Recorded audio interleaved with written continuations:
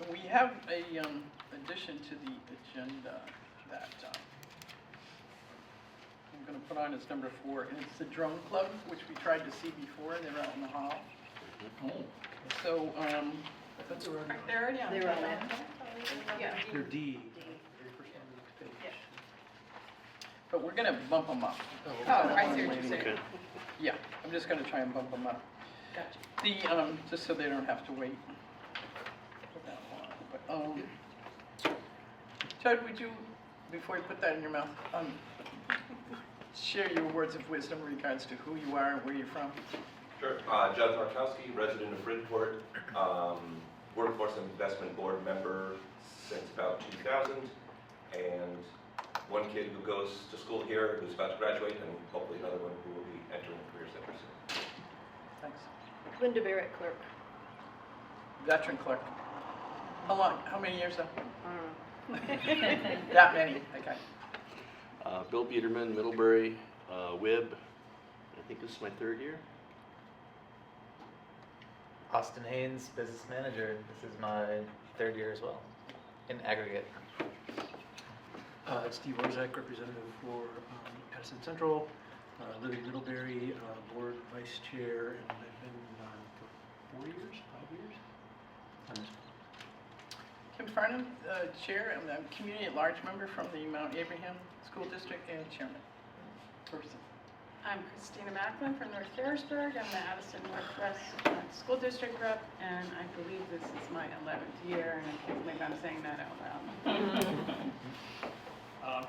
Dan Resignol, resident of Addison, Addison Northwest at large representative, and I think I'm just beginning my 3rd year here also. Wendy Pratt, the assistant director, and my 10th year here, minus the year reprieve. I'm Nicole McTavish. I'm superintendent and director and resident of Middlebury, and this is my 2nd year here. David Rogers, Director of Operations, and I've been here a little bit. Longer than me. I think 2020 was my first year. Congratulations. Thank you, everyone. I need a motion to approve the agenda in front of me. So moved. Second. Second by Bill. All those in favor, please raise your hand or say aye. Aye. Anybody opposed? Seeing none, motion carries. Motion to approve the April 17th meeting minutes. Any changes, omissions? Seeing none, I need a motion to approve that. Move that we approve the meetings as posted for April 17th. And a second? Good. Second. Thank you. All those in favor, again, raise your hand or say aye. Aye. Anybody opposed? One abstention. I wasn't here. And you were listed as being there? No. No, I'm just saying I'm abstaining. Okay, thank you. Your list is absent there. You're absent. Anybody opposed? Seeing none, motion carries. Thank you. And now I'm going to ask the drone club and see if they're ready. I have a feeling that they were asked, or they were told To that wait. they were on at 5:20. Okay. I only saw one person out there when they came in. there. They're not there. Okay, we will keep moving. Okay. Any public comments on the agenda? Any public out there? Seeing none, we will move on. Consent agenda. That's me. Yeah. Yep, Go ahead. so quick recap of the month of April for expenditures. In the general fund, we had $155,604.22 from, and that's for accounts payable checks. Payroll was $217,741.71. In adult education, just over $1,000, $1084.61. Enterprise was $5,442.55. Student activities, $1,436.83, and we had a scholarship fund payment of $1,000 from the William Rogers Scholarship Fund. And that's it for our expenditures. Any questions from anybody? Seeing none, need a motion to accept the consent agenda as addressed by. I thought he was just going with the monthly accounts payable. I did have a question about the line of credit. Are we square on that? 'Cause I know. Yep, we paid down our line of credit in January. We have a renewal process, so next board meeting will come to you for the renewal for next year's line. Okay. But we don't have any activity because we paid it in full as of this past winter. Okay. So does that come off our books, or is it still seen there even though we're not using it? The interest is seen, so every year we realize interest, which is budgeted for. But there is no principal amount owed. Okay, Thank you. thanks. Any other questions? One question, how are you with board members signing up on payroll? Do you need a new? I think we're good. We might have one spot open for next week. Okay. Yeah, I'm not here. Judd, you're on the hook for next week? Correct. Yeah. Friday morning. Thank you. All right. So again, need a motion to accept the consent agenda? So moved. Judd, thank you. A second? Second. Steve? All those in favor, please say aye or raise your hand. Aye. Thank you. Anybody opposed? Seeing none, motion carries. The consent agenda, thank you. We are moving here. So, personnel hires. Nicole, you want to talk about that? Sure. In your packet, you have a resume for Cameron Waldorf, who is our new finance assistant. And we are very excited about him joining the team. You might remember that this position has been open the entirety of the time I've been here, so almost 2 years. And we've gone through many rounds of interviews and just didn't find a good fit. And this time we have. Cameron is just graduating from college last week. This So- weekend, yeah. Yeah, so this will be his first wow. job. And he is very sharp, very personable, and he is going to be a really great fit for our team. I'll let David and Austin say a few more things about him. Sure, yeah, he's graduating from SUNY Plattsburgh with a degree in business and accounting. Very enthusiastic, very sharp, as Nicole mentioned. He loves soccer, so Bill, you'll appreciate that. And just, he comes highly recommended. He works currently in the Crown Point schools and comes recommended very strongly from the superintendent and anyone who's worked with him. He's also worked the past several summers at Camp Dudley, just across the state here. So we're really excited. We think he'll be a great fit to the team and bring a lot of positive energy to the school. Anything I missed, David? I think we're excited. He'll be busy, he's willing to learn, so that's great. That's great. He's going to be commuting from Crown Point, huh?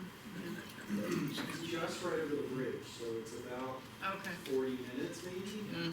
Yeah, Yeah. It's a scenic drive. Except in the winter. Yeah. except in the winter. And our other new hire is not new to the district, but new to her position. You met Anna Jo Smith last year when we hired her to be the teaching assistant for the agriculture program. And she started the CTEP, the teacher preparation program at that time because she wanted to be a teacher. And when Kelly decided to retire, Anna Jo applied for that job along with quite a few others. It was a very strong pool. And Anna Jo really stood out in that pool, and we're thrilled to offer her the full-time teaching position. Any questions? So- Judd? I'm sorry, Judd? Approximately how many people were in the running for that job? We had at least 20 applications. Holy cow. Well, that's They exciting. just kept coming.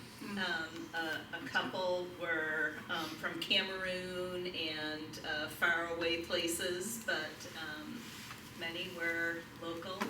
We did interview several former students that we've had go through the program, so that was kind of fun, and suggested trying to get into the center with starting with some substituting, and then maybe look for some open TA positions to get a little bit more experience. Steve?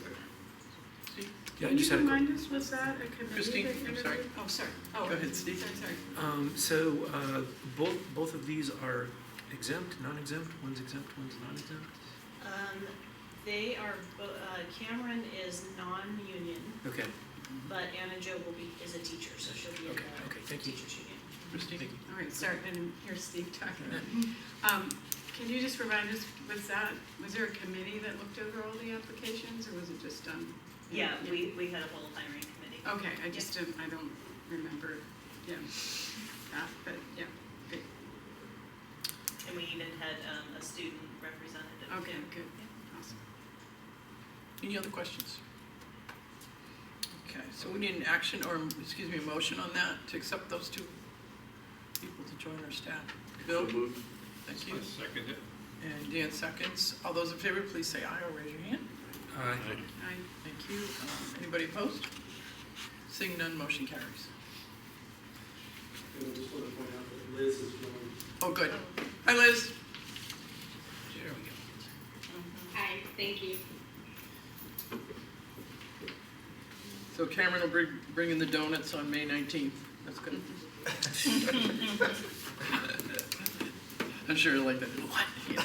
Anyway. We'll see if they're ready. What else?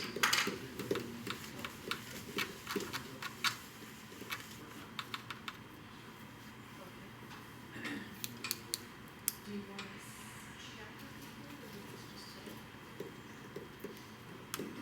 Liz, just let me know if you want me to share any of the documents. All right, I think Dan is ready. Okay. to- Sure. So We just do we're that all now. gonna go in the hallway for this one, if Great. he's got the thing all set up out there.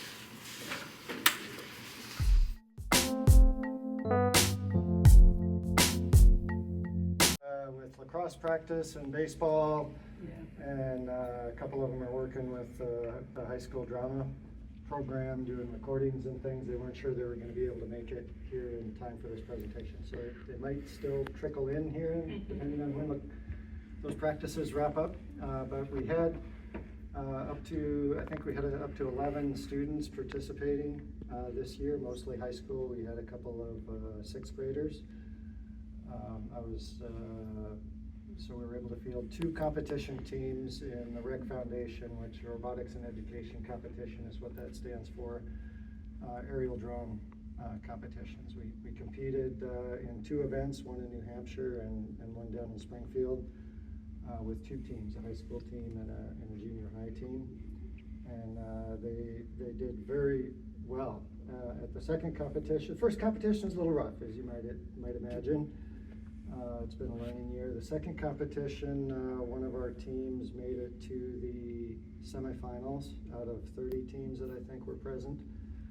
They made it to the top 4, and our junior high team earned a spot at the regional championships based on their piloting and autonomous skills. Those are coming up the end of this month. Unfortunately, he won't be able to participate due to some other family commitments, but he happens to be one of the sixth graders, so he's going to be around for a while. So hopefully next year you'll be able to participate. Also hoping for more students next year. This year, kind of by design, I didn't broadly advertise it because I didn't want to end up or risk ending up with like 40 kids the first year trying to figure out how all this stuff works. And so it worked out pretty perfect. I would have liked to have had a few more middle schoolers, but it's been a great year. We've been continuing beyond the regular competition season for the drones, branching out into mobile robotics. And I'm hoping next year to field a mobile robotics competition team also, either with First Robotics or through Vex Robotics, if you're familiar with either of those names. And as we're wrapping up the year, they're building some example competition mobile robots, and we're getting into programming them and learning some of that stuff. At a minimum, we'll play around with those things too, make a handful of robots and, play games with them.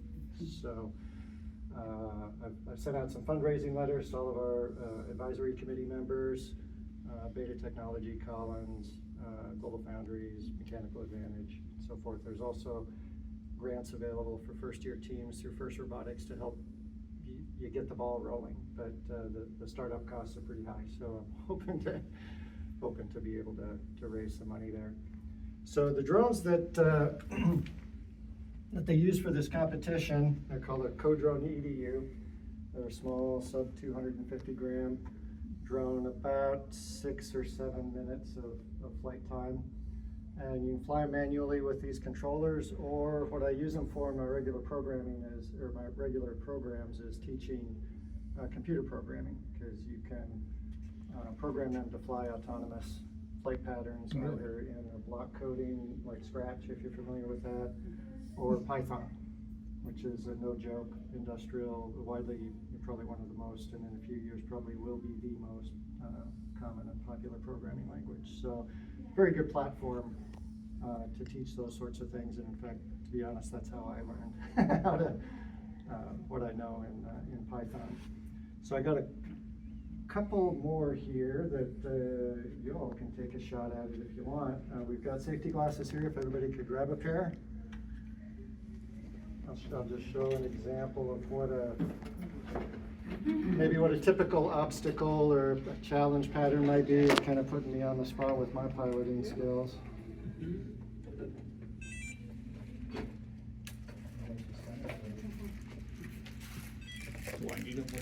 That's up to the man there. If you have regular glasses, that's fine. Just something to shield your eyes in case the thing acquires a mind of its own. All right, so what I'm going to try to do is take off here, fly a figure 8 through the hoops, and then use the downdraft from the drone to blow those wiffle balls around, and then land on that small box. In 6 minutes.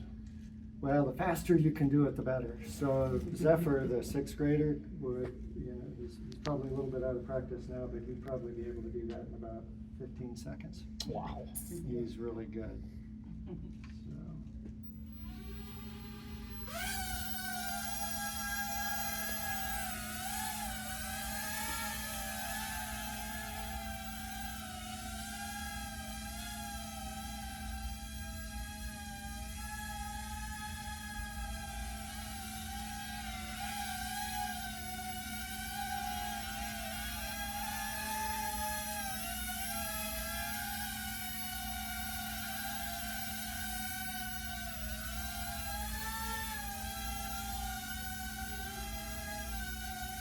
So in the competitions, they've got a little it's a maze on the floor that's made up of PVC pipe, and they've got to essentially herd these little wiffle balls. And they're kind of hard to move even on a hardwood floor. On the carpet, they're even worse. Thank you. So they have some sensors in them, color sensors, altitude, front range sensors, so kind of some of the things you can program them to, fly through autonomously through an obstacle. When they find an obstacle, they'll turn and then fly till they see the next one and turn. So those sorts of programming challenges is what I like to have the students do. So, any questions before I turn it loose for you all to play around with them?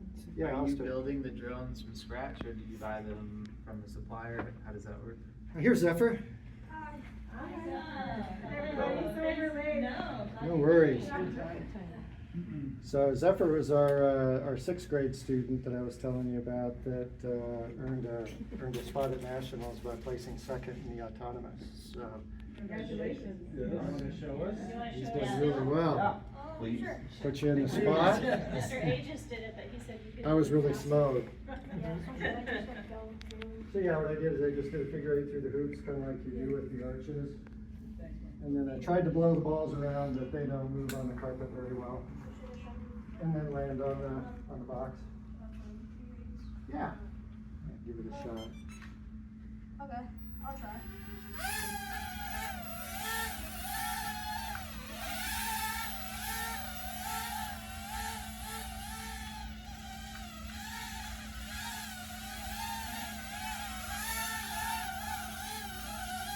They don't move on the carpet very well.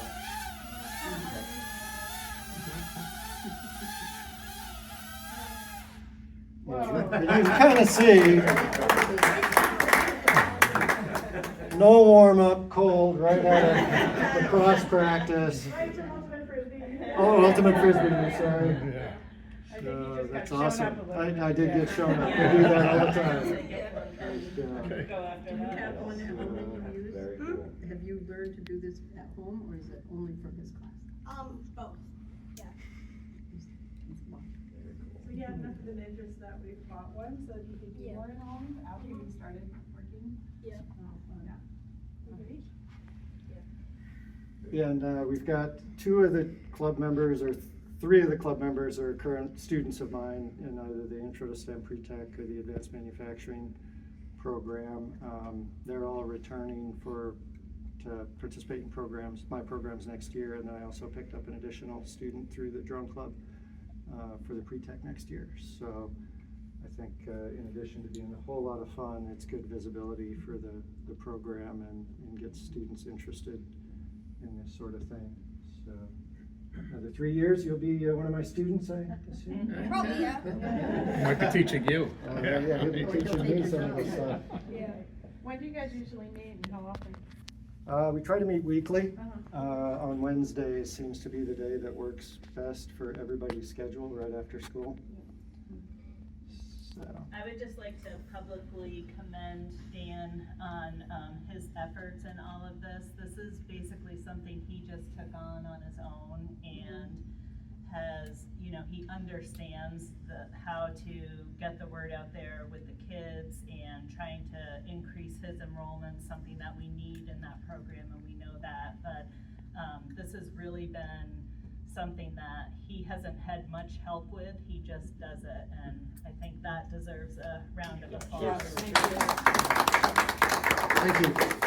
It's been a lot of fun, too, to be perfectly Just from a honest. parent perspective, I appreciate how much communication goes into setting up the events, how much early morning time it has taken on Dan's part to have kids Yeah. go to the competitions on Saturdays. Oftentimes he's reffing and coaching while he's there, because it's a program both state and regionally that's growing, so. Yeah, and we're hoping to get some more teams in Vermont. Right now, it's this here, and then at Springfield, River Valley has a team also, and they've been doing this for a few years and very successful. And I'm hoping to get a few more teams around the state so that we don't have to, maybe drive 2 or 3 hours all the time to get to a competition. You got a question, sir? Yeah, I assume that these are the tools that you're working with right now. Yeah. Is there any interest in, or would there be, would you be interested in us funding something that uses larger drones for the more industrial applications, like aerial photography or payload delivery or something like that? Because I know those are more substantial drones than these are. So. Right. We do have a larger drone. It's not compliant with the current regulations so far as remote ID. We might be able to figure out how to backfit it with an aftermarket thing, but it wouldn't be legal to fly outside unless we establish what the FAA calls a FRIA, or Federally Recognized Identification Area. That being said, there's some other drone-related competitions. Again, River Valley was beta-sponsored an event that they participated in where the students built a drone and then designed some apparatus on the drone for picking up a package and dropping the package and things. And they just demonstrated that last week, I think I saw. And so something like that would be great.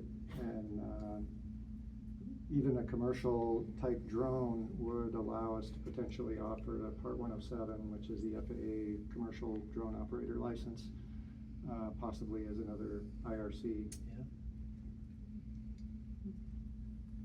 Yeah. Two things. Number one, thank you for bringing 6th graders and younger people into this, because I think that's really going to help, ramp up interest and all of that.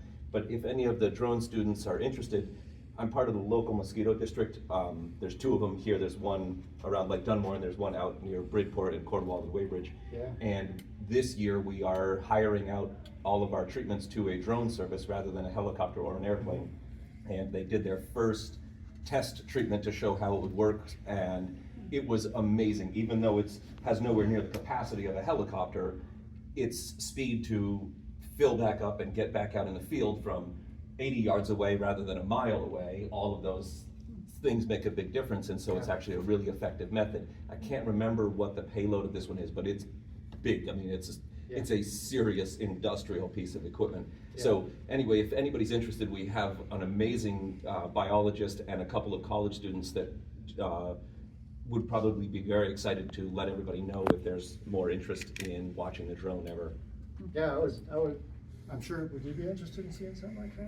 Oh, yeah, I would too. Very cool. I've never actually seen the drone. I missed that day, but I've seen it with a helicopter and it's fascinating. I've seen it with an airplane and it's fascinating. Yeah. I bet you it would be equally exciting to be there when the drone is going. So. Yeah, well, and I think that's gonna be a growing application of drones. Just, you think the cost to operate a drone is on the order of dollars per hour, whereas the helicopter is, probably $1,000 an hour.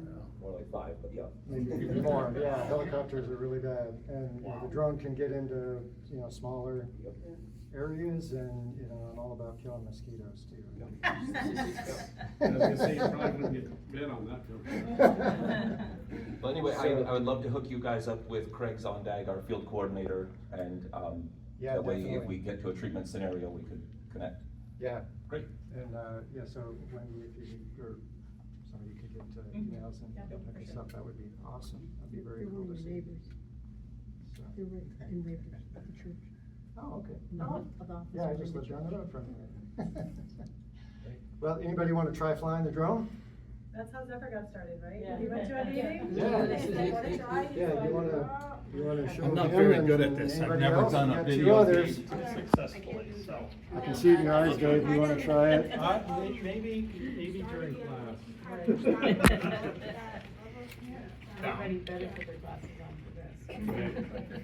Maybe both. Oh, wait, no. Just pop the battery in. Oh, okay, great. I thought I've been doing the setting stuff. I didn't realize there was another child in your family. Very cool. And it says you connected. There it goes. I can hear it So now. you take off, the easiest way is just to press and hold that button. And then your red propeller is in the front, and your right stick push forward and back, you go forward and back, and left and right, you go left and right. Left stick is up and down, and yaw.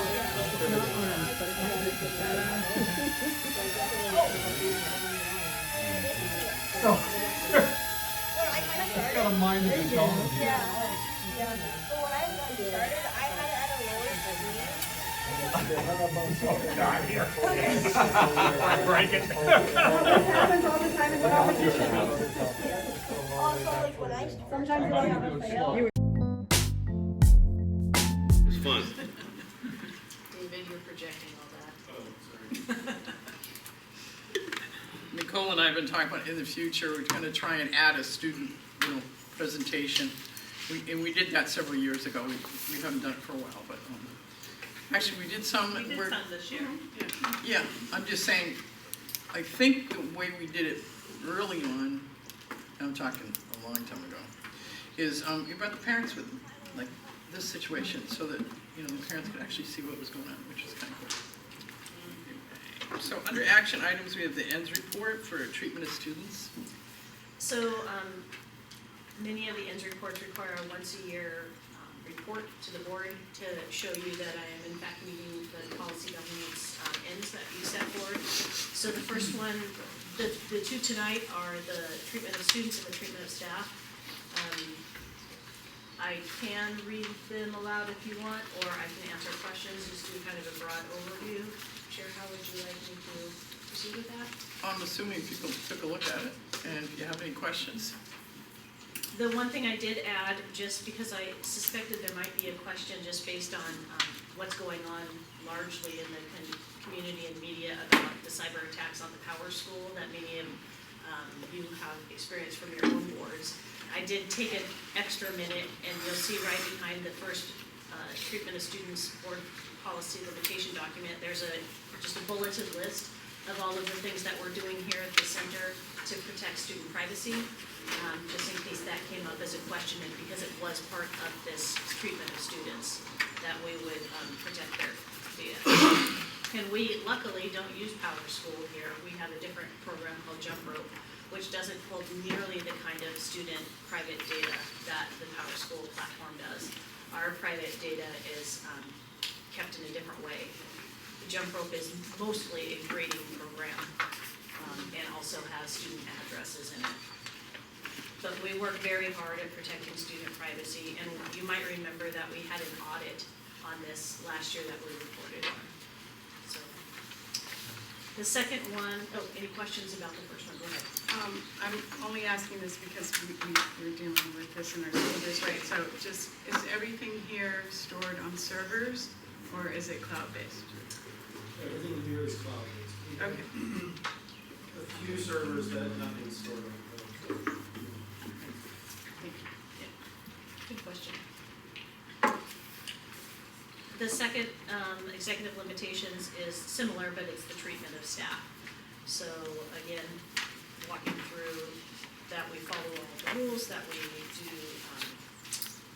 do not violate the master agreement, which is every day we work through that, and the laws about harassment and discrimination are followed, and that we allow people to consent. Any questions? Any questions on that one? And then the next one is something that's new to us. So we are a school board and not, if you're a CTE center that's part of the school district, you have not a school board which gives you direction, but you have an advisory board which you meet with, which kind of operates in some of the same ways, but doesn't have authority or give you direction. And in those governance structures, there are a series of things that group, that body is required to do every year.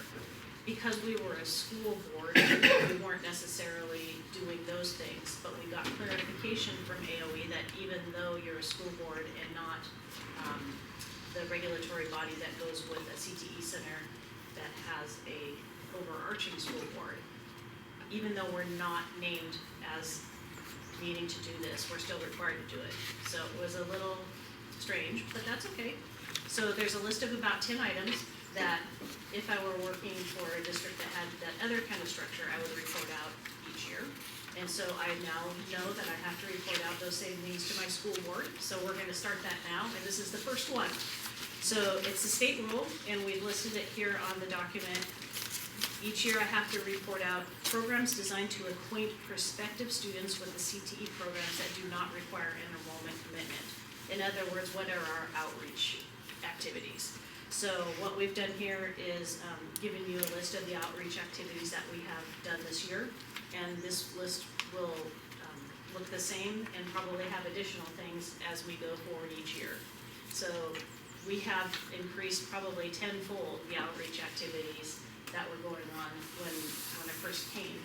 As you know, that has resulted in a good strong increase in enrollment to correspond with this. So we're pretty excited about all the outreach activities. We get around to all the schools for both their nights and also our nights, and then also do the road show for not only the school districts, but also the community. And we have tours for 8th graders, 9th graders who are interested, 10th graders, 11th graders that are interested, as well as oftentimes we just have students come over with their families who heard about us and want to see something. We offer them private tours, essentially, where they get to go into the classrooms. We also do a lot of direct mailings, which is new, and little postcards reminding people that it's registration and what classes, what programs we have available that they can still register for. Nicole, do you do anything with the, I'm just looking at the list really quick, homeschool groups? We do a lot of conversation with individual homeschool families. We thought it would, we haven't cracked the code quite on an organizational structure which would allow us to quickly talk to all at once. We haven't found like a centralized way to communicate yet.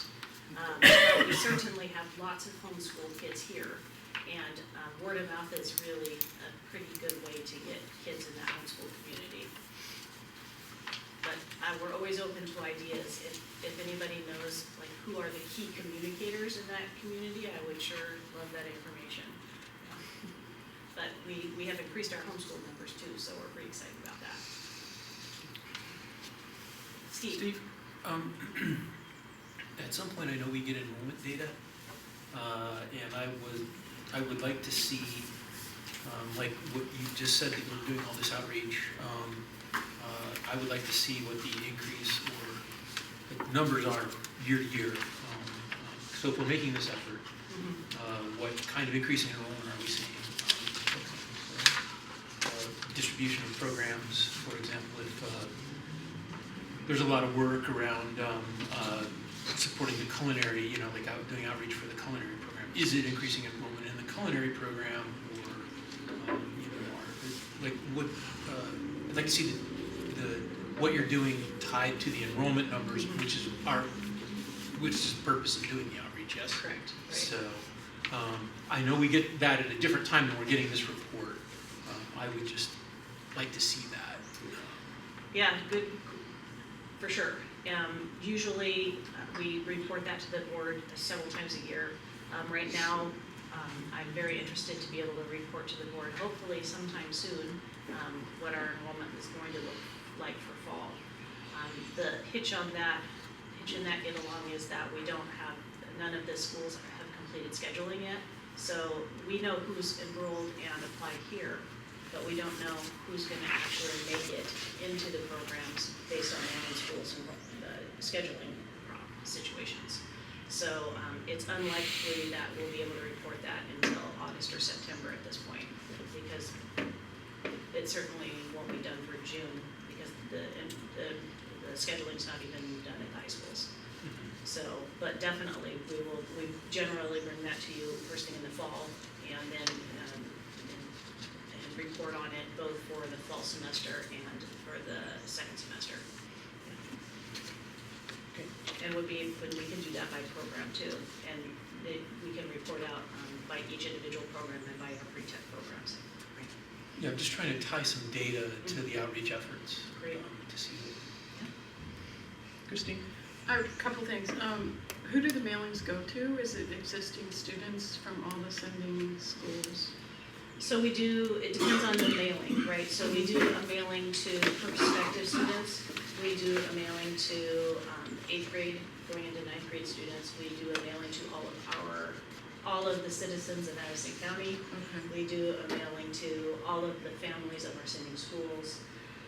So we target the mailings for what the opportunity is. And we're hopeful that we're going to have a little bit more ability to even target perhaps students that were turned away from other CTE centers in the future. So, Great. yeah. And I was thinking another thing you could add to this list is your roadshow to the school boards, because that's definitely something that has helped in our district. They know a lot more about the parents and because of the presentations. Great. Nicole, any effort, even in individual programs, to work with the alumni? We do. I know that's kind of hard to track them, but. Yeah, several of our programs bring our alumni in to talk to the underclassmen about the technical programs. We do the highlights through our social media of our alumni success stories and our highlights in our monthly newsletters. And once a week when we do the board reports, we try to highlight an alumni in those too. And I have started sending those weekly reports. I take out all sort of the business and just leave the kids' stuff in and send those to our sending schools. And they really enjoyed that. That's been I don't know why I didn't think of that sooner. So the high school principals have really enjoyed seeing their kids here and all they're accomplishing. That's so, great. Yeah. And Nicole mentioned this morning, I asked how the breakfast went, and there were 2 principals here from Sunday school. So. Yeah, we're really excited. Both Caitlin Steele from Middlebury was here, and Shannon from Mount Ada was here. Oh, nice. So it was really wonderful to see them come and support their kids. It was great. I give a monthly report to my school board Right. about what's going on in Hannaford, and I often pull stuff out of the kids' stuff just because it's fun to hear about. So those are sort of the report outs. for you all, and I'm happy to answer any additional questions. Nicole, any input from the state that may have been added to those, or is this pretty much an internal? Two of these are internal, right, reports that the board requires me to produce once a year. And then the state rule 9.1 is a requirement of the Agency of Education. And we just, when they come to audit us, what I will be able to do is show this report as part of our board agenda. Any questions? Steve? You said that these are all based on requirements that we have that you would do these reports. Is there a master list of that to see how much reporting you're having to do on that? And have we examined that to see if it's too much? So on our website, when you go under school board and scroll all the way down are your policy governance policies. Right. And about halfway through that document is a list of all the reports I give you. And that breaks down to about one a month. It's not burdensome. Okay. Right.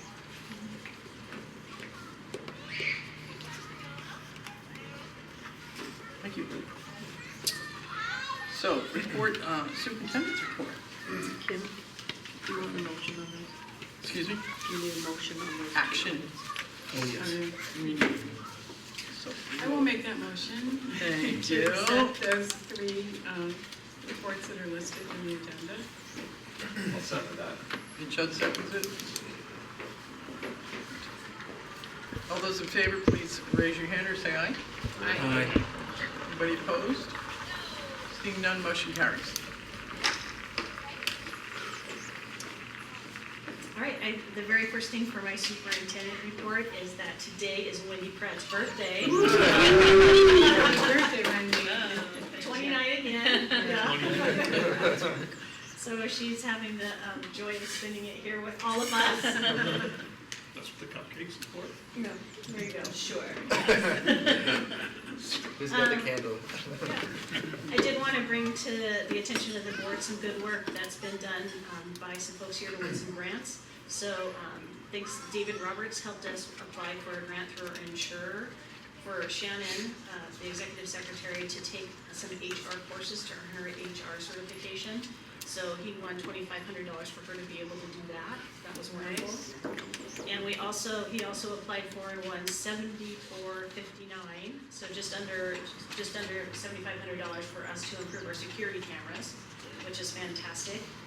And then Dan Callahan worked on getting us a subscription for some cyber protection for $2,300. So those are all things which are fantastic for us.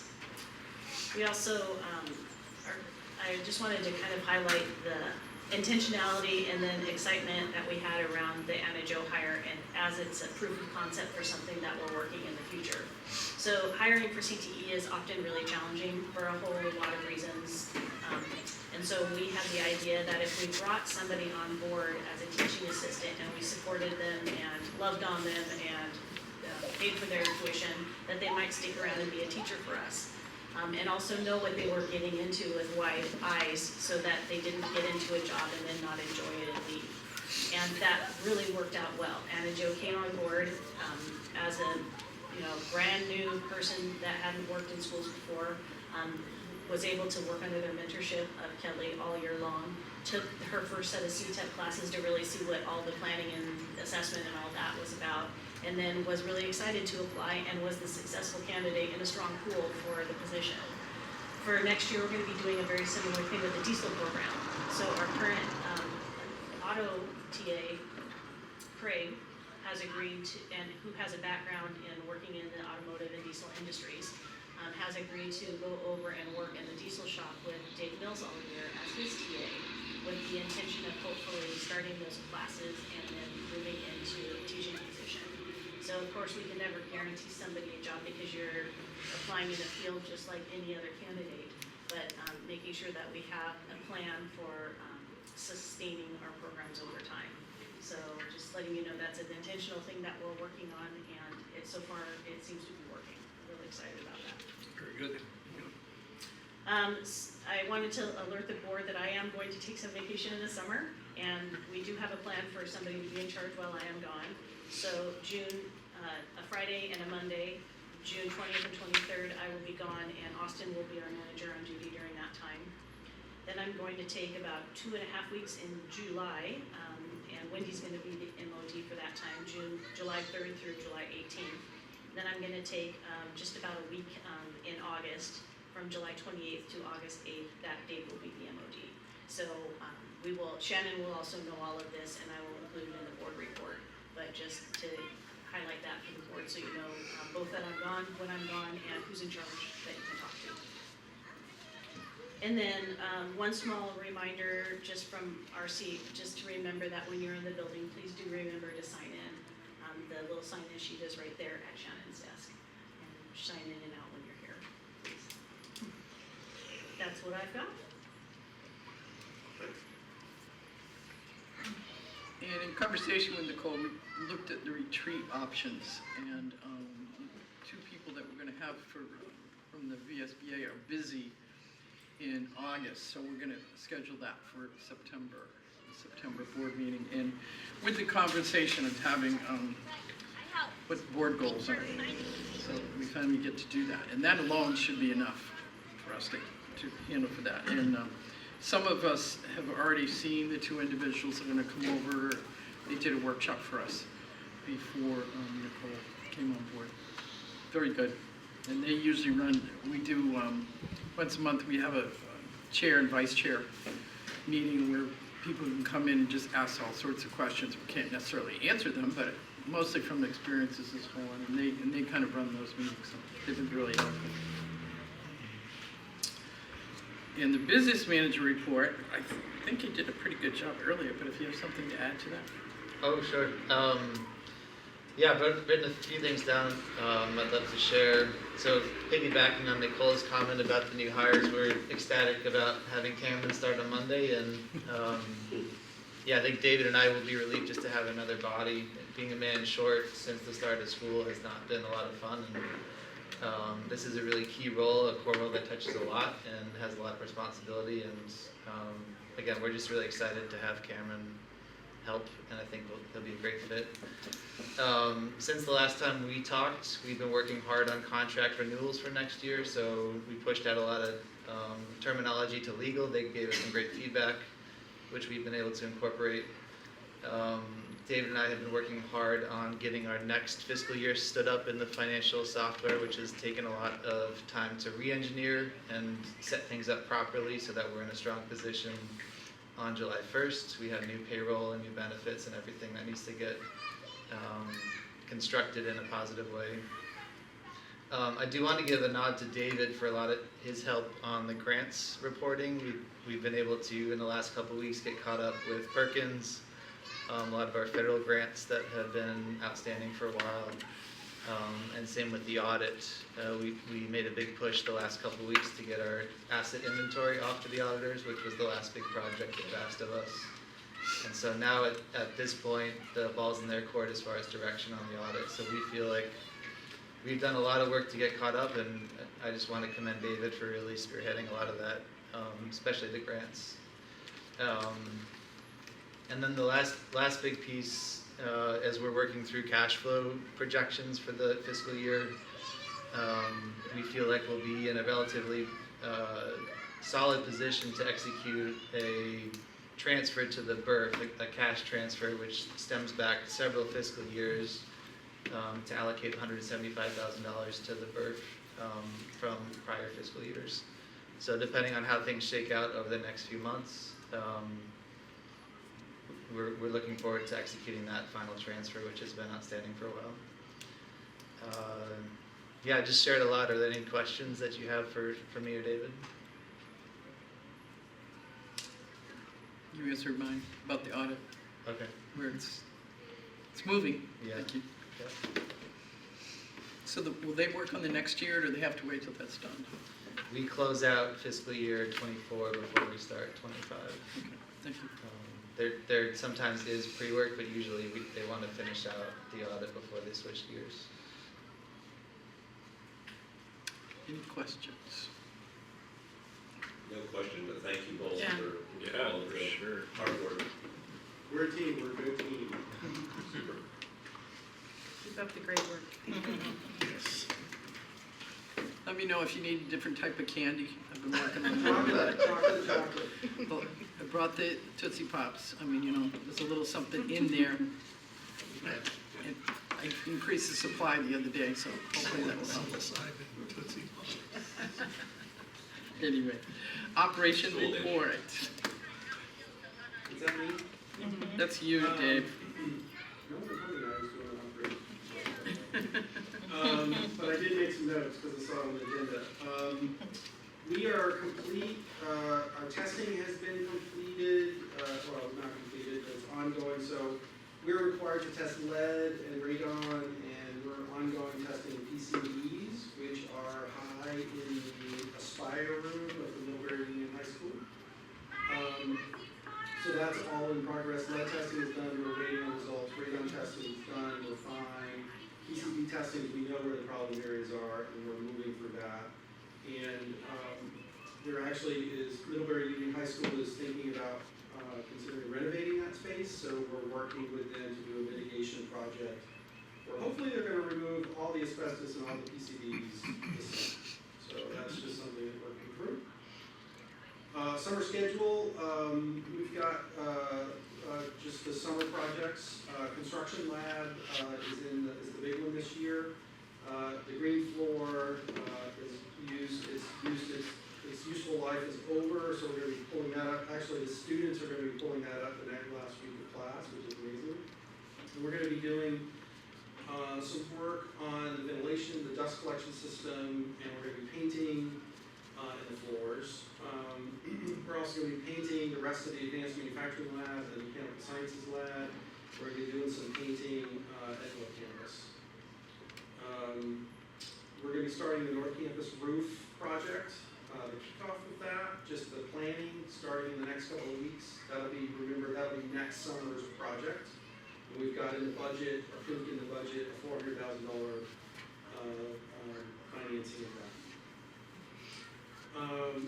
We're going to be doing some vape sensors in the bathrooms this year. We're going to purchase 8 in the bathrooms and install those. I hope you guys noticed the wall treatment that's in the first floor across from culinary. Just walked down there. That was a really inexpensive and beautiful way to make that hallway look more interesting, and it's interactive, so we can see things up. That was really good. Alan and I are going to start working this summer. A big project is to work on our emergency operating plan as well as a maintenance schedule for the building. And we have a software system called Rightly that we're going to be using to input so that every month you know exactly the things that you need to check and maintain and filters to check and all that kind of stuff. Facilities committee is starting, so that's great. I'm excited about that. We're going to be working on transportation issues this summer. In the budget we have for room to lease some vehicles, or buy or do something. So we're going to be exploring that. Part of the grant that Nicole mentioned earlier allows us to buy and set up an independent internet system at North Campus. Right now, internet at North is dependent on Maine. And part of the emergency operating plan is that we need a redundant system and a place to operate if this building is not usable. So North Campus is going to be that, and we got a grant to establish that system, and that'll help with North Campus and the barn and security and all kinds of stuff like that. Adult Ed is doing great. We're just moving right along with our medical professions courses, CMA, LNA, and welding. We're doing training, a welding class this summer for Vermont Transportation, Vermont Department of Transportation. And the bakery's doing great. It's plugging along. It's going to close. Construction's going to close this summer. That's kind of everything I thought of. Any questions or anybody? Are we putting Dan? the PCB testing? Do you do that every year? Because I remember you had results last Because year. we're at high levels, we're doing it every quarter. For that one room, wasn't there just one room? So It's a one section. It's the section in the bottom far right across from the ART, Right. that section. Yeah, wasn't it an area that was rarely used and so forth? Is that? Well, there's a closet in there that was like so high that it's uninhabitable, but it's a closet, so it was not inhabitable, so it didn't affect anything. But there's 3 other rooms are like, I mean, the limit is 100 and they're at like 95.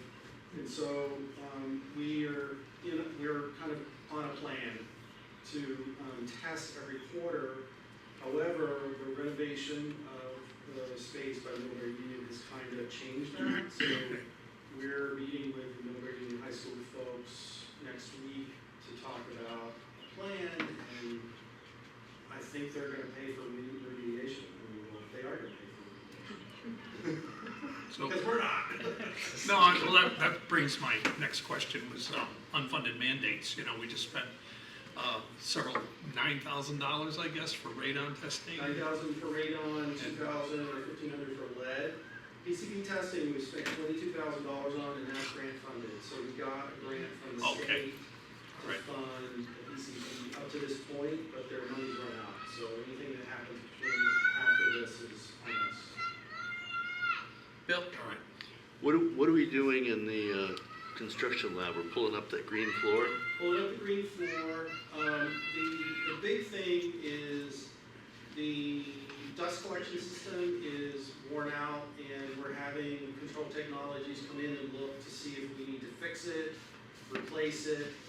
We're also considering scrapping it because we're moving, Nick is moving to more portable dust collection. So for $1,000, you can buy one that sits next to the machine. You turn it on and off, and it works pretty good. And so we may be going to that depending on the results of how much it's going to cost us to fix the big one. And a part of that is there is dust everywhere. Remember, ceiling, floor to ceiling. And so that's another big part is we're trying to find a Serve Pro or somebody to come in and just do a huge cleanup of everything from top to bottom of dust. Now, we reskim the floor underneath that wood, or what are we gonna do? We have decided to kind of, let's pull it up, and we may just put some clear coat on it this year, and then Nick's gonna use it for a year, and he'll decide what he wants. We may paint some kind of grid on it, because he likes to have a grid that kids can measure on the floor, and set up stuff that's square. So we're gonna think through that. He's gonna take a year to do that. And we'll do that next summer. Do they operate a forklift in there? They don't, not unless there's a piece of equipment that's coming in to move, but not in general. Thank you. Sure. Christine? So David, you mentioned the emergency plan. Yes. And I'm wondering about whether or not, is there a safety team in this area? And, the police department, the high school, the career center, fire department, do you guys have representatives in NEAT? Well, Or no? I think the answer is really no. Okay. Because we just haven't, well, Alan and I haven't really gotten to that point. Okay. Our plan is they did come last summer. We had the police and the whole fire and everybody come last summer. So we were in contact with them, and they have our codes and they have our keys. But we do need to have them in again. We're going to do that this summer, and then probably do a safety training during PD in August is the plan. Yeah, I noticed in Northwest, I think that the safety team, I just they meet quarterly, I think. Yeah, I mean, we used to meet, with the police chief, or, on a quarterly basis, or maybe even. Yeah. So we're going to kick that back up. Great. Yeah. Any other questions? Thank you, Dan, Thank you. for handling all of that. It'll be nice to see the facilities committee get in the middle of that. We haven't met for a while. That's a good thing. Seeing none, we will move on to, for discussion, for all the policies. Okay. Do you I want to mean, do we that? can do the legislative Okay. education proposal, but there's really nothing written in stone. for Yeah, I me, mean, but- the bottom line is that the decision has been made to kind of kick the can to next year for CTE. So all the legislation around CTE will be taking place next year. There are a few little things that are part of the House bill, but nothing about governance and nothing about our funding either. All of that will be discussed next year. So while we're still keeping a very close eye on it, I suspect we'll be highly engaged first thing in the legislative session next year. Dan? Yeah, the kicking the can for CTE down the road, does this include districting, redistricting of schools, which we've argued catchment areas for CTE? Will those districts define the catchment areas, or can catchment areas be? So what I'm saying is, if they define districts now and they're inadequate for us, are we gonna be stuck with that 1 year down the road? Or are we gonna be able to go outside those districts to improve? It's unclear at this point, No, because there is no language for CTE. The legislature, again, will make a decision. There will be a decision point at some time if we're gonna be a one CTE district. The two things on the table right now are that one CTE district, where all CTEs in the state of Vermont are part of one CTE district, which is separate from the K-12. Or the other decision point will be that CTEs will be part of either a boundary or part of a district. But how that works is, there is no language yet around that. Just, because we could get confined again and they did mention at the end on that Saturday thing that they were looking at CTE districts as a means of districting the schools. And I think that's a great thing in your favor. I know you've pushed that. And I think that's a real plus for us that you've gotten through to them on that. At least they said it, doesn't mean they'll do it. Steve? But the way that I'm seeing comments go, it is unlikely that the independent CTEs like us are going to stay independent. Right, I see no path that we end up being an independent district, like in the same structure that we are now. Unless something massively shifts between now and the next legislative session, one of the two things that will happen is we get rolled into one of the new districts, or we become part of the CTE district.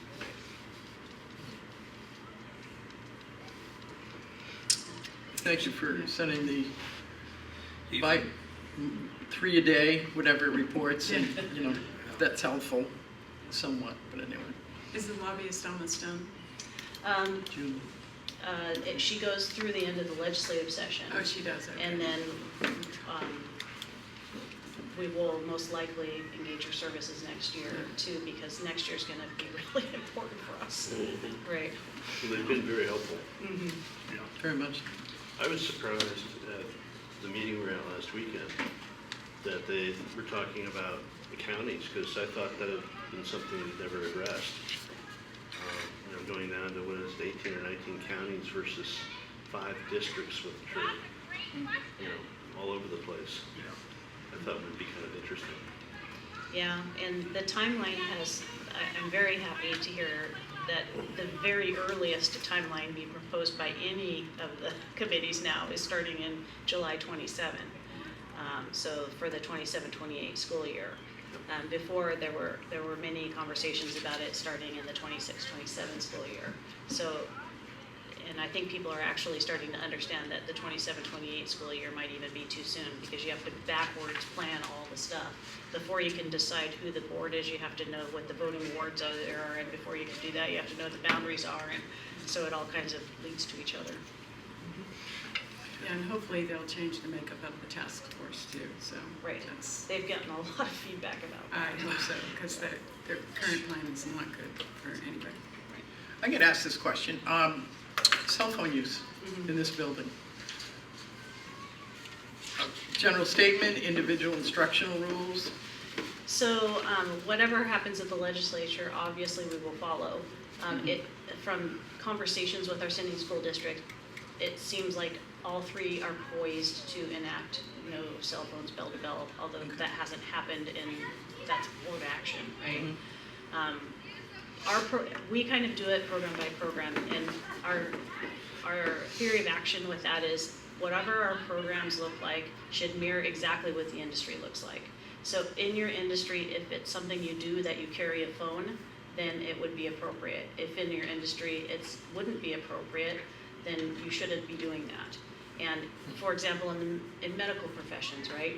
Most nurses and doctors that I have interacted with carry a phone, but there are professional ways to do that and professional ways to interact with that, which we teach as part of our program, right? Whereas if you're out on a job with saws, it's unlikely it would be appropriate that you'd be looking at your cell phone. So we leave it to the instructors to mirror what happens in their industry, and then to treat the kids like they would treat an employee. However, if the law changes and we can't have cell phones, we're certainly happy to comply with that. Nick has been creating these really cool little boxes that have little cubbies in them that are labeled, and some of our programs use these where they're by the front of the classroom, and as the kid walk in, they just put them right in the cubby. So we have some strategies around that too. I noticed that in medical professionals. Yeah. It's it's right there. Yeah, So- when she's doing like book work and that sort of thing, the kids walk in and they put them right in there, right? But when they're in the field, and that is one way that people do communicate in the field. So it's we just incorporate it as part of the instruction. No, in the high school at Virgins, they did do a cell phone thing this year, and they have to put their phones in a pouch, and yeah. So, yeah. Liz, do they do anything in Mount A regarding cell phones? We don't have a specific rule at this point, but I did see that come from the VSBA that there probably be a requirement for every district to make specific rules about that. So I think we're going to in the near future. Thank you. Any questions? I just wanted to point out one of the sticking points with the county-based ones. Like, for example, Addison County.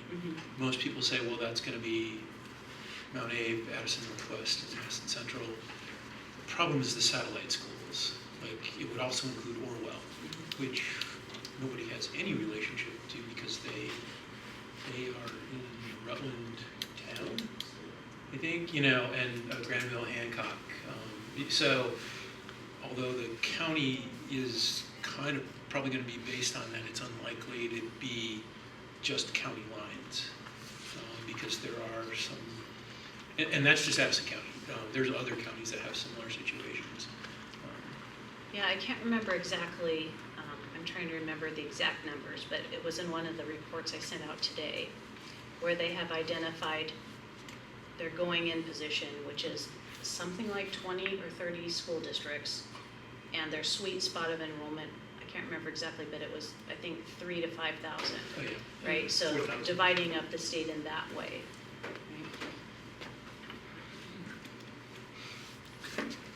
Which means we have to find 2,000 students. Which would be great for us.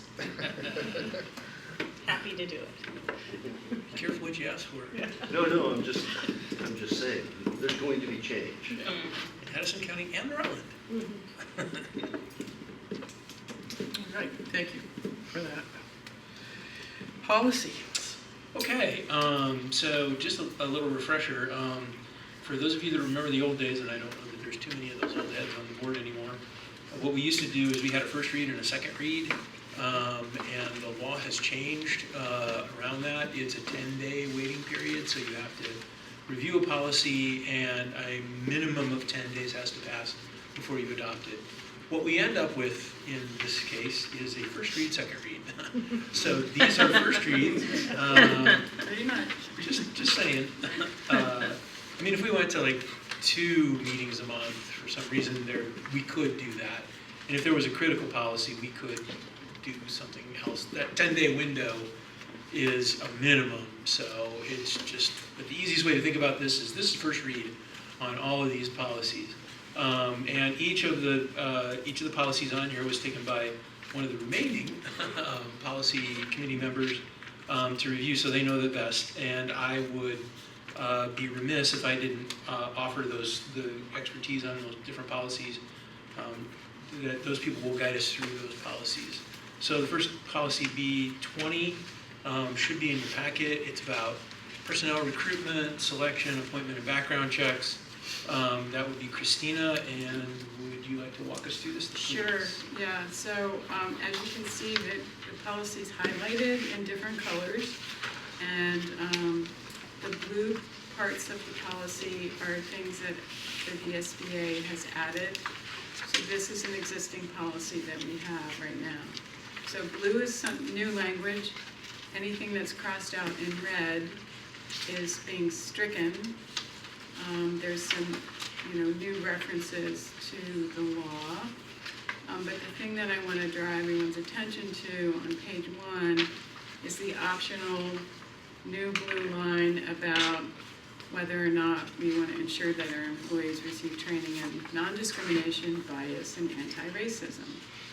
And the VSBA has basically said that we can choose to make this option, it's our decision as a board, whether or not we want to include this one particular paragraph in here. So that is up for discussion amongst all of you. So that's that. I mean, I know how I personally feel about it, but I don't necessarily, that's just my own personal opinion. So other than that, this is pretty straightforward in terms of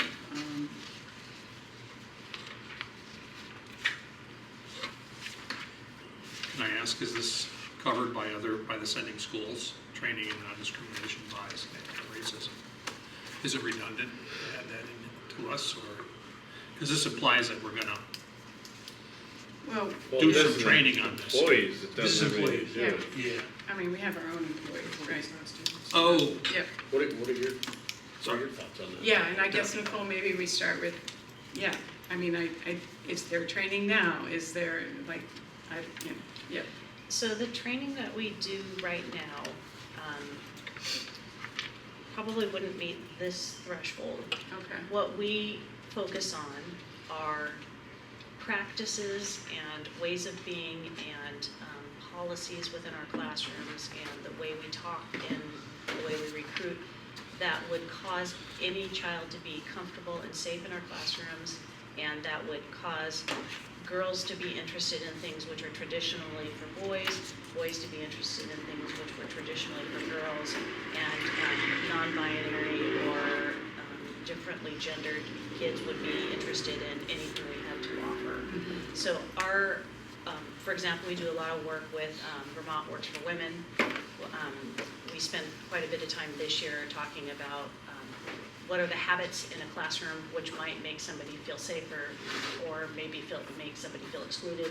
What are the habits in our own materials or print materials or posters or things that we do in the classroom that might either cause people to feel accepted or make them feel as another. And so I wouldn't say that it meets non-discrimination, bias, or that threshold quite. I think this is a little bit different, but we do it's part of our Perkins requirement that we focus on the things that I've just described. Yep. This is probably probably takes it a step, I would say, farther than the Perkins requirement that we're currently focusing on. And honestly, this is exactly board work here, right? Mm-hmm. This is you all deciding how you're going to direct this district to work. Right. So if the board makes direction that we do this work, then we would do it. If the board decides to leave this out of the policy, we would probably continue on focusing on those things that Perkins asks us to do, because we do have a lot of work to do there still. Right. Go ahead. The education quality standards that roll out, the updated ones that roll out July 1st do cover this, and at this point, we are still being told that we will be following that. Mm-hmm. So regardless of what's happening at the federal level around this, Vermont is staying true to this. Right, the Secretary of State sent that letter basically saying all schools in Vermont. Right. Yeah. Yeah. Yeah. I think it would be safe to say that if the board wants us to do this work, it would be in our interest to express that through policy, so that all of the practitioners have some backup in case we had any sort of pushback. There's also the question, which has been brought to light by some of the practitioners, about is a career technical place the best place to have this? We have a very mixed population here, a very mixed population. And there's two sides of that coin, right? Maybe that's a place where you need it most, or maybe that's also a place where the board might get community comment. So again, this is honestly the most pure kind of board decision there is, because we as the practitioners will follow the policy of the board.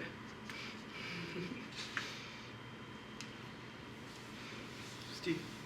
And I'm not saying that we should or shouldn't do this, but to me it was very chilling to read under the selection that the change that they put in there, the district shall not consider protected characteristics like race, religion, national origin, gender identity, or sexual orientation in connection with hiring decisions.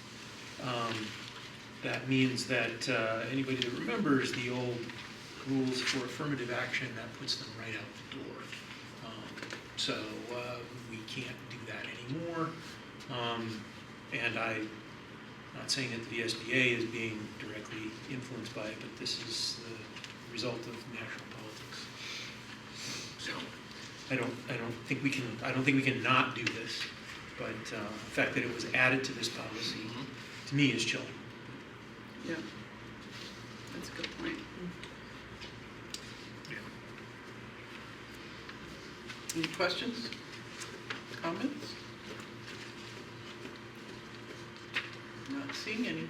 Well, so in order to adopt this, we're gonna have to decide. So Right. I guess maybe we can save that discussion for when we want to adopt it, since this is everyone's first read. Does that make sense?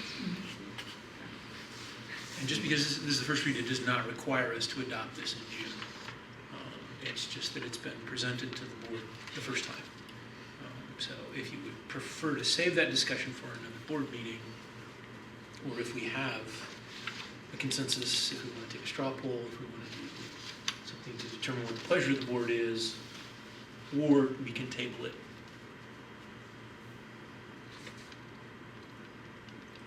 I prefer to table my decision until next month anyway, after reading through this a little more closely, I think we all you've said. Okay. And I will call your attention to, we adopted this policy in 2020, or the VSBA, sorry, we adopted it last year in 23, but the VSBA last reviewed this in 2020. So this review took place last December 2024 by the VSBA. Oh, prior to the current administration. Yes. Yeah. Oh. But, I think considering how the AOE has responded on behalf of the state, on behalf of, all the schools in Vermont, that's also something to, consider. So, yeah. Thank you for that work. Oh, and I just wanted to recognize, all the blue and the red and the yellow, that was not done by the VSBA. That was done by Christina. They are not helpful in that regard. They do not redline their policies. So she hunted through this policy, which I think you will agree is a fairly substantial bit of work.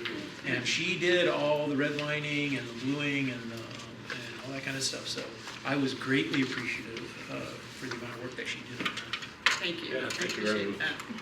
I'm not a fan of Google Put it in the Docs, right but I'm hands. getting there. She just Well, went off, it's you went kind off the old, Take it from Word and put it into. the old policy, just went through it.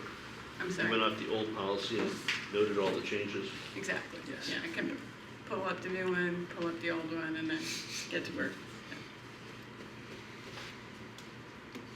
Thank you. Yeah, you bet. Thank you, Christina. And again, the first read, so take your time, think about it. What you have to do to process it, and obviously you know somebody on that committee to ask questions. Do you want, just question, point of order, should I list this again for next month as discussion or as action? It sounds like it's going to be discussion because there's still unresolved question. In order for it to be an adoption next time, it will have to have been camera ready this time, which meant that we would have had to pick whether to add the optional Just statement. wanted to make sure it was clear. Right, since we are not doing that, then it has to be a discussion item next time. Oh, we can't finalize it after discussion? I think it has to be presented, because it has to be presented to the public as it's going to be adopted on first read. I see, So- gotcha, okay. So not just for us, but for public consumption, they have to see what the final policy is and have 10 days to comment on it before we can adopt it formally. So if we don't resolve this time, it has to be a discussion item next time. So that means we wouldn't adopt it until August. August, all right. And, well, let's get through the ones that we have here.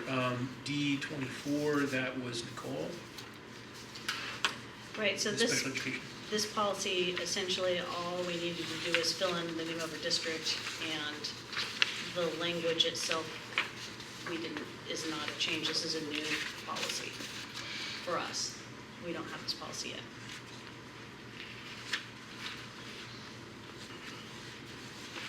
Just as a reminder to the board that the way that Vermont has structured special education services is that all special education services are done and funded by and to the sending school districts.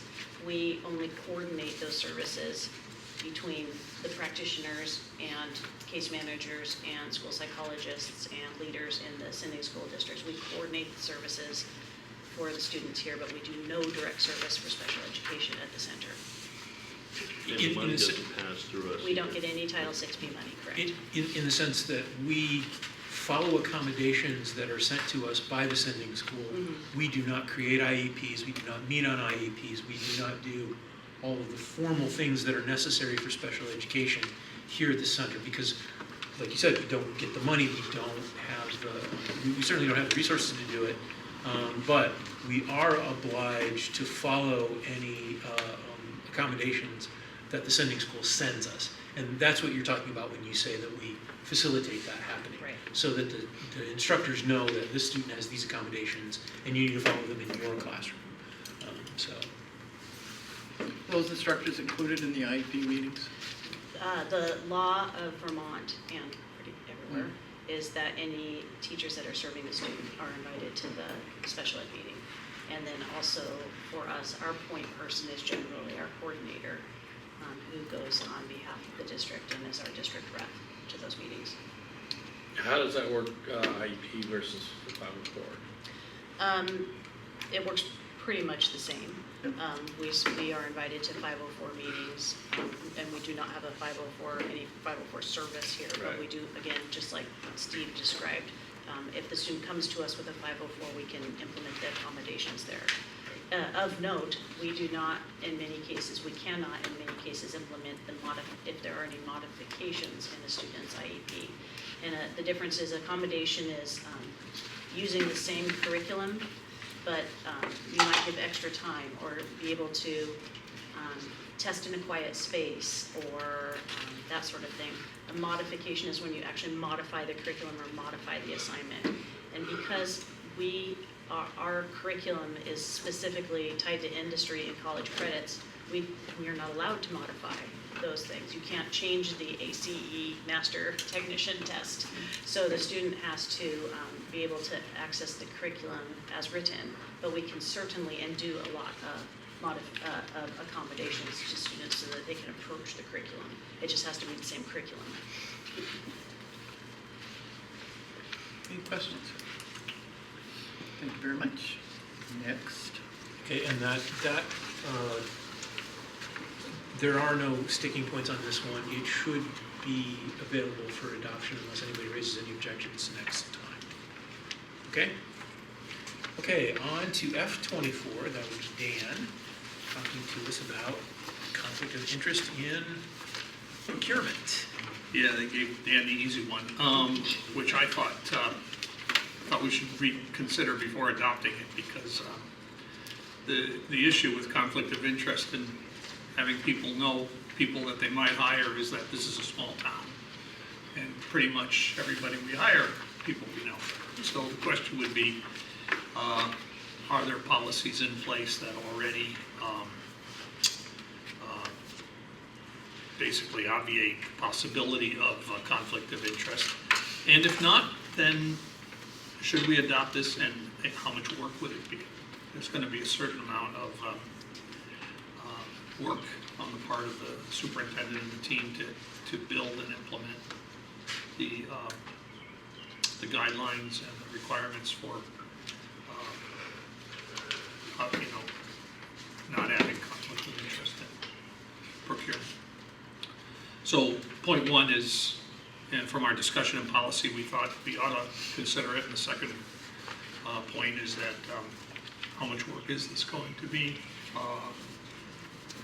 Or should we basically include this type of thing in supervisory or other ways of ensuring that conflict of interest does not occur? Is that, I guess. you were looking at me, Yeah, is that a would it- question? I mean, So we have, obviously, there are accounting best practices, which our district now follows. And we also have, the board has oversight as you look at and approve all of our expenditures. We also have policy, I'm forgetting the exact dollar number, but there's a policy that we have that when we reach a certain threshold, we have to go out to bid and have 3 bids and present those. So we have some things in place. This particular policy is getting specifically at not awarding work or grants or buying things from people where you might have a personal gain. I think the committee did discuss, and it is actually the case, that in a very small town, it is pretty hard to find a vendor or contractor that isn't directly related to somebody in the center. Almost everybody we work with has some less than 7 degrees, like 2 degrees of separation. So that's always a consideration of how we would implement that in this kind of setting. Whenever we purchase anything at all in the district, no matter what threshold it reaches, right, the first person who wants the thing has to write a purchase order to buy the thing, which has to then be approved by the business manager, right, in the system, and generally often by David as well, and has to be approved by me and signed by you. So there's a lot of redundancy in that system, but it is a question, how do you get at the specific interest, right? The specific interest of me not calling, I don't know, my sister-in-law to come and build the shed behind the center. That's a very specific interest. So the board has to struggle a little bit with how you would actually write a policy in this context and how you would supervise that policy. Because this is policy, right? This is board level work. As opposed to the systems which we have currently in place. Would those systems meet this threshold? I guess that's. Should there be a, Yeah. I'm sorry, go ahead. Christine? Oh, you can go first. Should there be a mention of recusal in here? There If is. something like that's gonna happen, because it There is. doesn't seem to be that there is. There is number 2. Christine? I just wanted to mention a couple things. The policy that we just talked about and this one and the next one, these are recommended policies. Not required. I just wanted to point that out, they're not required. And the policy committee looked at all of the recommended policies and narrowed it down to a list that we thought we should all talk about. And so that's why we're talking about these particular ones. And I just wanted to share that Addison Northwest does not have this policy. It's more like what Nicole just explained, where there's checks and balances in the system that they're supposed to, and also in relation to the business office, there's a lot in place that is there to make sure that nothing, nefarious happens, basically. And we do have a policy in place already about conflict of interest in general. So this is, as Dan pointed out, are we not covered by that? And it is a good question. I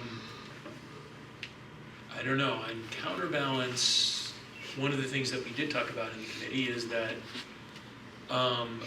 whether it's real or perceived, that we have some practices, auditing practices, that are under a microscope right now. And the passing of this policy might reinforce that to the auditors that we are serious about this sort of thing. So it's more of a perception than it is something in actual. This is a policy of coverage, not a policy trying to solve a problem that we have, in my opinion. It does have some pitfalls to it, but there are some outs. There are enough outs in here, again, in my opinion, to say that we can still operate, even with the level of intimate knowledge that people in the particular disciplines have. So, like the people in building construction, they know a lot of builders. They're related to a lot of builders. So, if we're going to build something, we might be taking off some major contractors if we say that if you're related, that you can't bid on this at all. That would be the only situation, and we don't know that. We don't have a list of because this doesn't say make a list of apparent or actual conflict of interest. It says if that occurs in the procurement process, it's the responsibility of the employee to report those conflicts of interest, and that's number 2. With a real or perceived apparent conflict of interest, shall notify the superintendent of the conflict and not participate in the selection or administration of the purchase of the contract. So, it's not an insoluble problem. It's just, remember, whenever we make a policy, Nicole then has to write a procedure as to how that works out. And a procurement policy, they're generally not simple. So you're adding some work. Dan? Actually, that's what is now starting to turn me around on this. If you already have a policy on procurement, and then simply add that the person who has a conflict has to step away, which is what this might add. And then just simply put in a value, vendors which exceed $400 million or something like that. Those are gifts. Gifts, yeah. That's gifts, not the contract itself. So anything more than $400 million, they have to. I think the perception of just mentioning this now is a good thing to do. Christina? Yeah. I have to correct what I said earlier, because I do see actually Addison Northwest does have F41, which is bids, contracts, and purchases includes conflict of interest, which was the original policy that, so we apparently have not revisited that policy since it's been changed, the number's been changed. So we do have the policy, sorry. Bill, do you want to add something? No, I just, I do think it's important that, at a time where there are a lot of conflicts of interest popping up, that it shows that we're thinking about this, and we feel it's important for the public to know that we're looking at it and making sure that we don't have our hands in other people's pockets. Mike? So.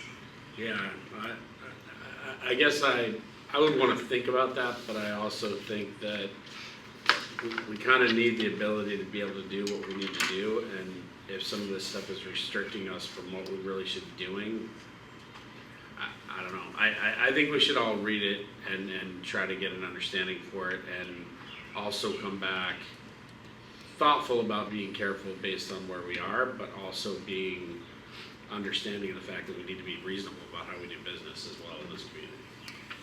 I have a question. Has legal looked at all these?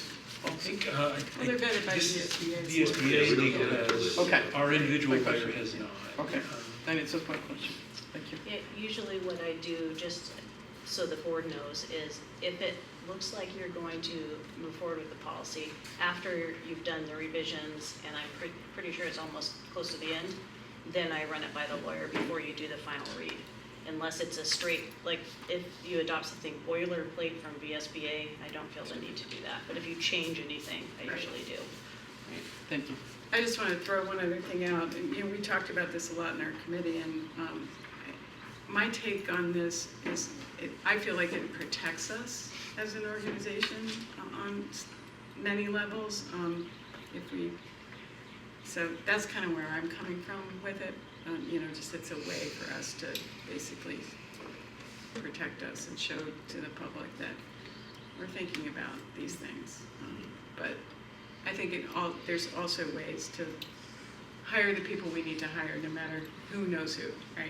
So, just as long as we're very transparent. Transparency, yeah, that's, I think. It's also first read, so if you do have something that comes up later, Yep. talk to these guys. And I'm sure they can clarify or not, but, and again, during the next, everybody okay with putting that on a June Yep. page? And if, Mike, you were saying that you would like some time, if you come back in June and say, I don't like this, and we all decide to change it, we do not have to adopt it. We can say, since we made a change, this will now be first read. And then we can adopt it in August. So it does not, by passing it on to action next meeting does not mean that we have set it in stone yet. That only happens under action. So on any of these policies, if you find something that is a sore thumb, or you say, wait a minute, I don't like this, and we discuss it and decide to change, we can do that. In order to pass it on to action, we do have to fill in that blank about favors, gratuities, or anything of monetary value from such vendors which exceeds X value. And this is not about the size of the contract. This is the size of the gift. So. Is that this, I said favor, gratuity, or anything monetary value? Yeah, that's number 3 under In the administrative. Northwest policy, it's $100. Just FYI. So for this to pass on to action, it would have to have that link. So keep that in mind. For Jen says $100? Yep. Okay, thank you. So if we are going to pass it on to action, we do need to vote on that. I was gonna say, we do need to put a number on that today. Right, we do need to put a number on that today, if we're going to pass it on for action in June. Straw poll? Don't all speak at once. Christina said $100. Right. But, Bridget. Policy committee, okay with that? Yep. Yeah. Okay. Anybody else? Okay? No objections? Nicole? I might, so it's common practice, and I think without any ethical issues, that our teachers often get like a Carhartt jacket or something like that. So that I might suggest a threshold slightly over $100, but not to exceed $200, so that they can take those sorts of things, but that it's not something that would cause them to like want to use that contractor. Okay. But there's a lot of that sort of industry gear that gets given to our instructors. But if that's a no-go, just set the number that you want, and we'll react to that and let the vendors know not to give us stuff like Carhartt jackets. Well, retail price of a Carhartt jacket is not necessarily bulk Carhartt jacket. There you go. prices. Yeah. True. That's right. Policy committee? What do you, I'm okay with 200. 200? Inflation. Everything's going up. So. 200 million? Tariffs, right. One. That Carhartt jacket's gonna cost $500 There you go. in 6 months. You don't buy it now. Anyway, Exactly. so 200 seems, in straw poll, Doug shaking his head, the amount that we'll include in that document? Yeah. Okay, thank you. So then it can be put on in June. Now it can be moved to action. To action. Thank you. Public comment on anything? Any topic that we haven't covered? We actually have one more. I'm sorry, go ahead. There's one more policy. You thought you were done. Sorry. Curriculum Bummer. D20 Curriculum Development Coordination, this is mine. Basically, this is this is what we already do.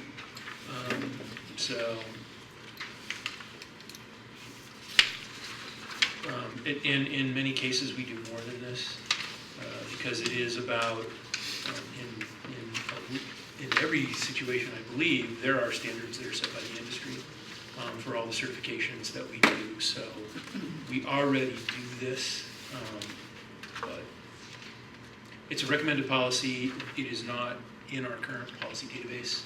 So Who's recommending it? VSBA? VSBA. Thank you. Any questions, objections, additions?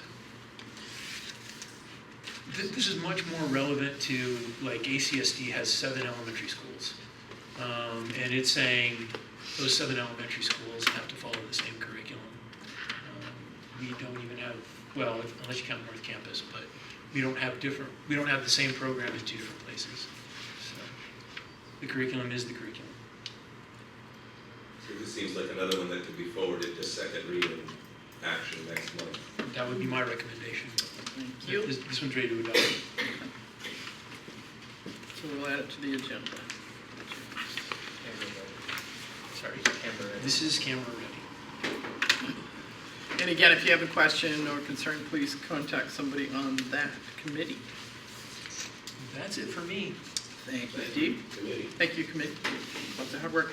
How are we on policies? Oh, are we like way behind, in between? So we had a discussion about that. Given the fact that we are likely to go away as a board, and that our policies will not be set by a local body, that although policy work does seem like it's winding down, we have to review policies every 3 years. And if we do that now, like these ones that we're reviewing now, we're going to have to review them like the month before we get consolidated. So we're holding off on the bulk lift that we were going to do because we will have to review all the policies that we currently have before that consolidation happens. We are going to continue reviewing them a few per meeting to get those revisions spread out over the next year. If we do it starting in August, all of those policies will be done. We won't have to review them again unless the VSBA makes a strong recommendation that we review them. They will have been reviewed for the last time in our policy manual.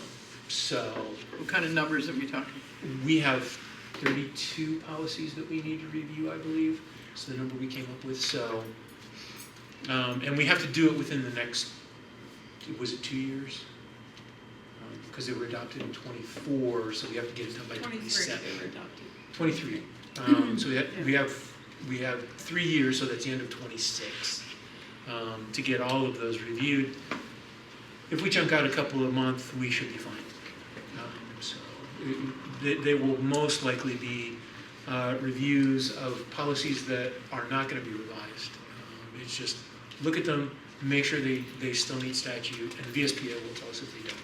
And so we'll be able to review them and say, yes, we looked at this one again. And we'll be covered without an undue amount of work.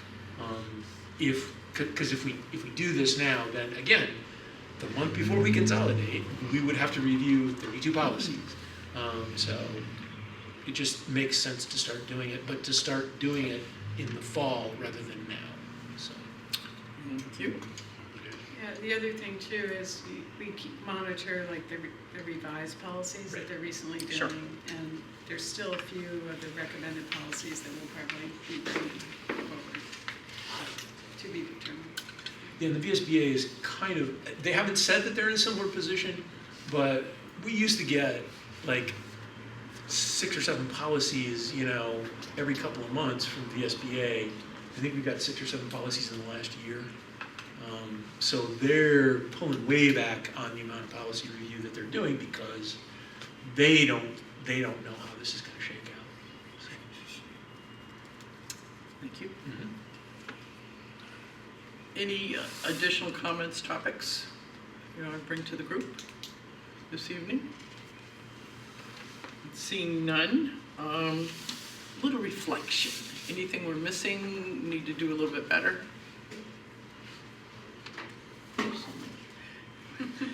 Next list is next board meetings and events.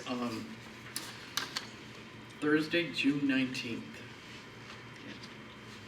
What's the last day of school? Is that for you guys? 13th. 13th, okay, thank you. Nicole and I were just talking about that one. We we applied for one snow day waiver and were granted 2. So, yeah. Judd? Can you remind me when the celebration of learning is the year, because I don't see that. It is May 29th at 7 p.m. Thank you. And you'll get an invitation next week to that. We didn't want to conflate the awards breakfast and this, so.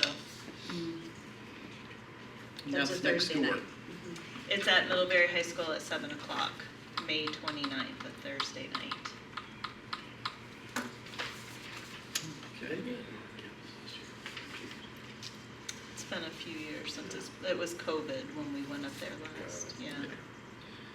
So in September 18th, we're going to do the board retreat there, and it will be with the VSBA, Board Goals Workshop, basically. And the time, we'll get back to you on that. But it'll be before the board meeting. Yes. I'm not sure what their schedule is. Or... It's likely that it'll be similar to the last time we did the training with them, where we had a 3 or 4 hour retreat, and then we broke for dinner, and then we had the board meeting. Right. Is it gonna include the rainstorm? The I annual. hope not. That was October, wasn't it? July, wasn't it? Yeah, it was July, yeah. Yes, it was. No, we don't meet this year, so we still have it. We just won't be there. The North I would Campus. really pass on the flooding. Nicole. Nicole couldn't even swim home. She couldn't either. Her first, actually you had another event after that too, didn't you? Yeah, well, and I drove 3 different ways to try to get home, and they were all blocked, so I ended up having to park at the train station and just walk through the water up to my hips to get to my house. She now purchased waders to keep in her. It was not fun. Welcome to New England. Yeah, and then I had 2 feet of water in my basement. That was fun. Welcome to Vermont. That was like my second week here. Remember the pictures in the Addison Independent? Yeah. There was one of this one house in the middle of a bunch of fields. It was totally surrounded by water. Was that In my house. We saw you waving in the window, right? Anyway, so, okay, It so. will not happen again. It's, Please. yeah. Oh, you know it will, somewhere, somehow, Oh, that in the FEMA's been state. dismantled too. Eat the plants or swampland. So I need a motion to go into executive session. So moved. We need to Second? do the VSA. Yeah, actually. Yes, if you want, do you want to read that? I move that we go into executive session pertaining to 1 VSA 313A1, topics providing specific finding that premature and general public knowledge would clearly place the public body or person involved at a substantial disadvantage. And labor relations agreements with employees pending or probable civil litigation or prosecution in the public, if the public body is or may be party. Number 313A-3, appointment, employment, or evaluation of a public officer or employee. A second? May I point out that those are 2 different ones, and what the VSBA suggests is that 313A1 has to have a finding before you declare the executive session, so that'll take 2 motions. Okay. And that 313A3 is one that you can just declare like you normally do. So we're taking action on the first. But I think you actually have to have a motion to have a finding on the first one. Okay. So do we know somebody here? Do you want this? Maybe you should do this, maybe this would make more sense if you have a better handle on this. Okay, We're gonna have Steve do this one. so, first motion. I move to find that premature general public knowledge regarding the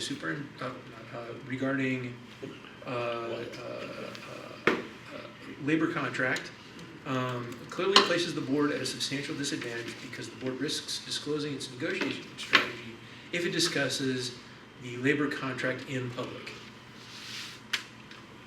Move that we find, that's the finding one.